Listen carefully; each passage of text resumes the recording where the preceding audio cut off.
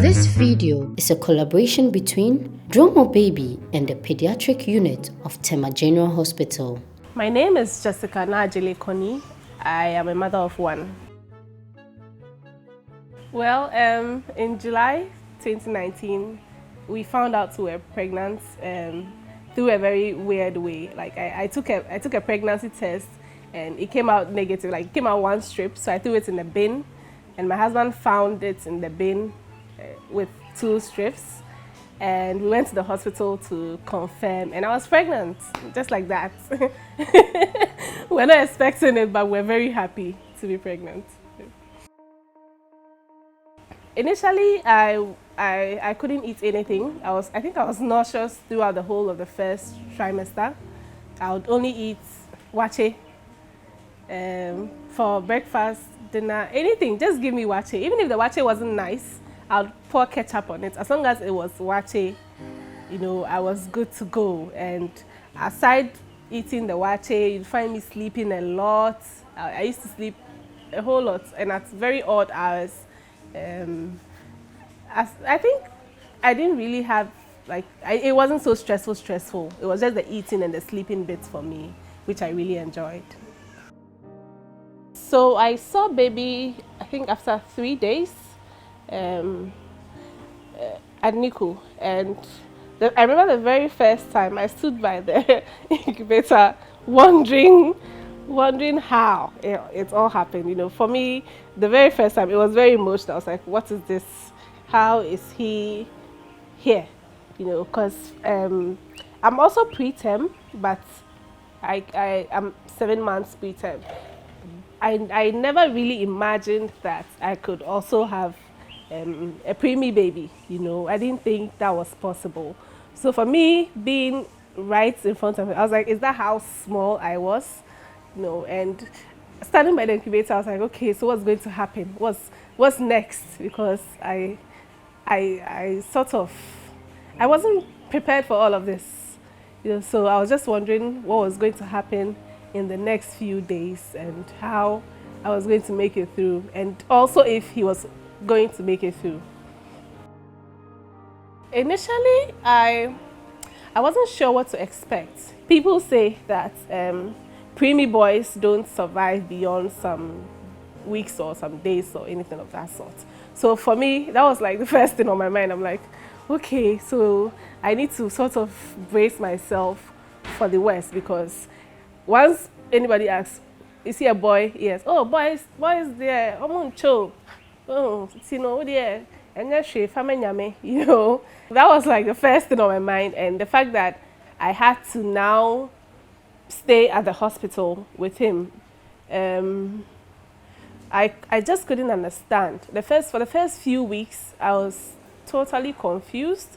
I was very emotional. I was on the edge. Any opportunity to cry, I will. Yeah, any opportunity to cry, I will, and I did. It wasn't easy, you know. Initially, it wasn't easy, but when I accepted that, okay, Jess, this is how the situation is. This baby looks like he's fighting for his life, so you also have to fight as well. I decided to just brace everything and help my baby fight. So I actually became very strong along my NICU journey till we left NICU. For me, I would say that I had the opportunity to see and experience Tema General Hospital's NICU. And I also had the opportunity to hear about other NICUs. And whenever I heard it, I told them, oh, Tema General, it wasn't the same, because I felt so much love here. The doctors, the nurses, you know, there was just so much love. They made my stay very enjoyable. They made me actually forget about my worries, and they actually had a lot of hope that my baby would make it. I'm sorry, I'm crying. Yeah, they were actually part of why I wasn't really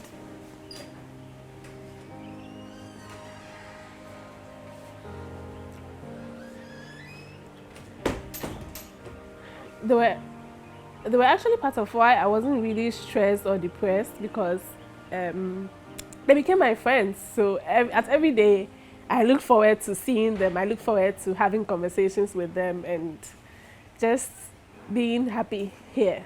Yeah. So on a typical NICU day, we go really early, or I go really early to NICU to clean him up and make sure he's fine. Diapers are okay. He's warm, like he's being kept warm. And then I come back to rest a bit, then go back at 9 a.m. to feed him. I think feeding was a 3 hour, 3 hourly. So at every 3 hours, we went there to feed them, and the doctors were also around to check on them. So if you find that maybe there's something wrong with your child, you could just prompt them to take care of them. So after the feeding is normally for an hour. Then you come back. Within that 2 hours, the nurses are always available to take care of them and help you make sure that your baby is fine. I think adapting to the new life at NICU was very challenging for me. If I'm a very outgoing person, and I sort of have a lot going on for me externally in terms of activities and lifestyle. So having to be in NICU for close to 3 months, not doing the things I'm used to doing, not being used to the kind of lifestyle I had, was actually very challenging for me. I remember I used to complain so much, like, about the washroom. I was always fighting people about the washroom because as much as possible, I was expecting it to be like the washroom in my house or something of that sort.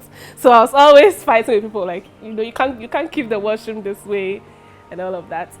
Feeding was also a challenge for me.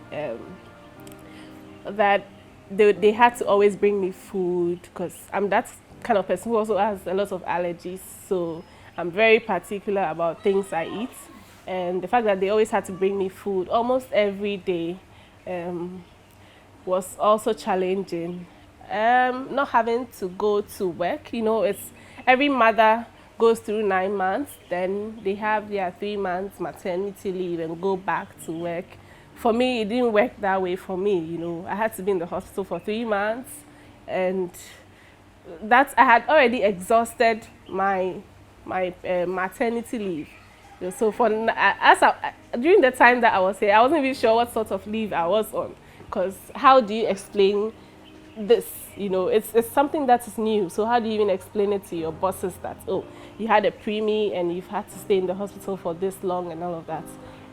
It was part of my most challenging moments being here. The training I received at NICU helped me immensely. I believe that with the opportunities they give us, or with the kind of training they give us, that is maybe teaching you how to clean your child, how to fix their diapers. We don't have a lot of preemie diapers in Ghana, so there's a way around making sure that the diaper can fit the baby's butt.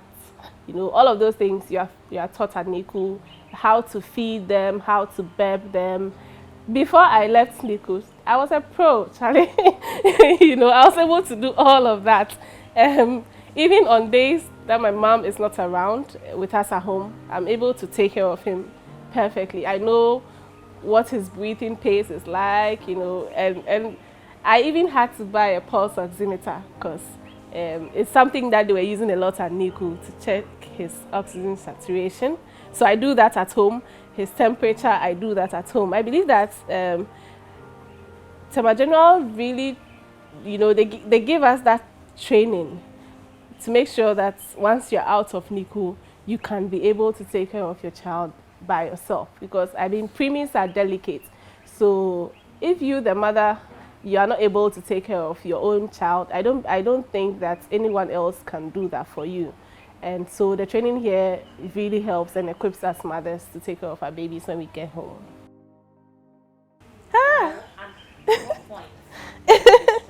Well, um, so like I mentioned earlier, we spent a lot of time here. I remember after 2 months, I sort of gave up the idea of going home for some very strange reason. Like I was not looking forward to going home anytime soon. So I became very comfortable.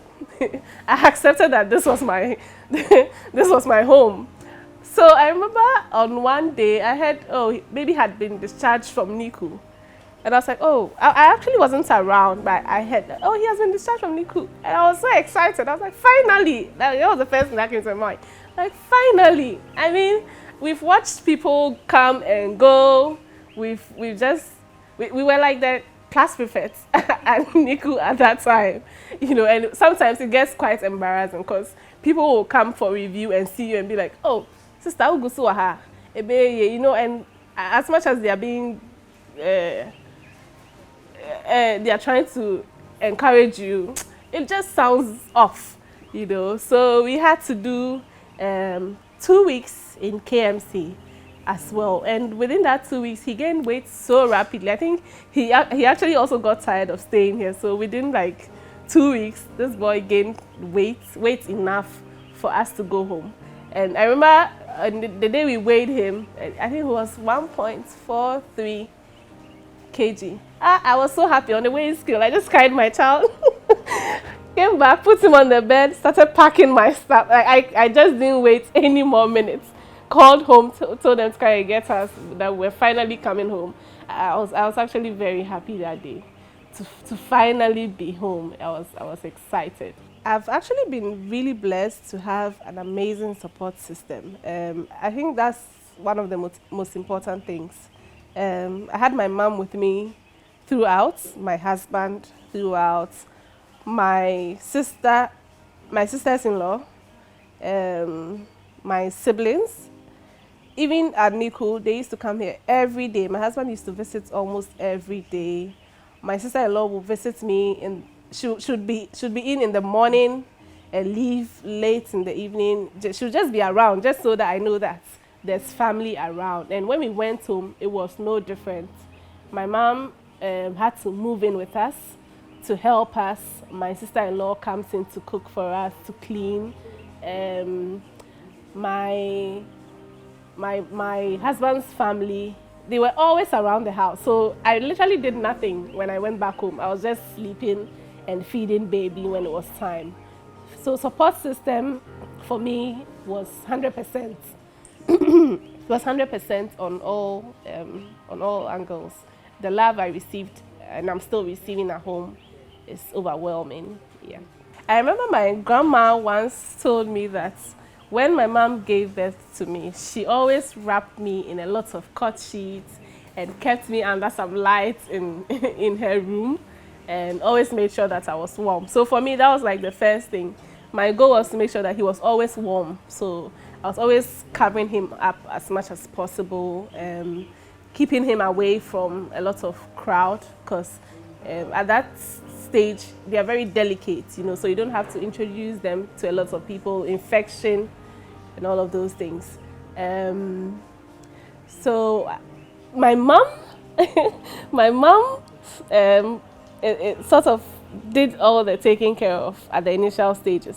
Bathing him, changing his diapers, everything. He's a grandma's baby, you know. He was lucky to have his grandma, who's also a nurse. So she sort of knows about all of this preemie baby stuff, and she helped us greatly. So when she's not around, I am able to bath for him. I'm able to care for him, just as she was around. Yeah. Well, I believe that joy of motherhood. I think I experienced my joy of motherhood really like later, you know, and when we were home and didn't have to be in the hospital for so long, and seeing him eat.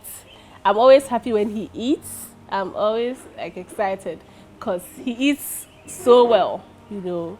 So for me, every time he finishes his meal, I'm over the moon. I'm like, the boy has eaten.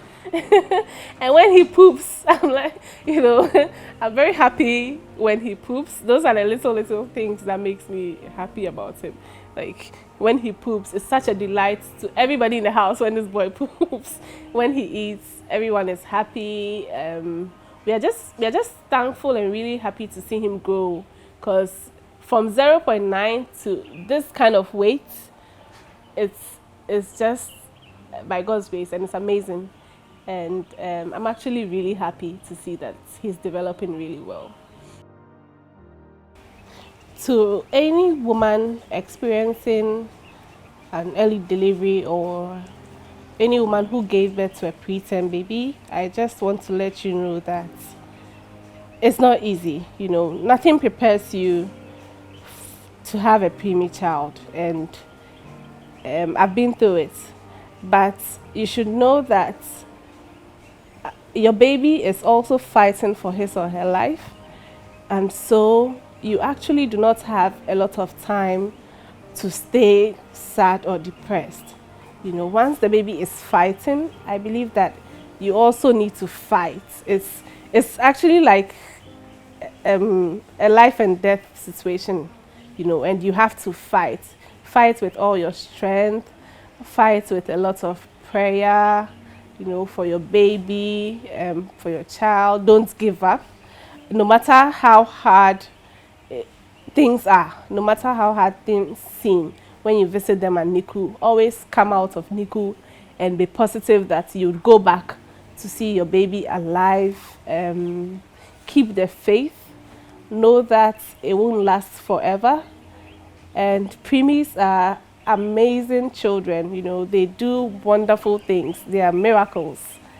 And so see your baby as a miracle. Know that you are raising a miracle, and do not give up.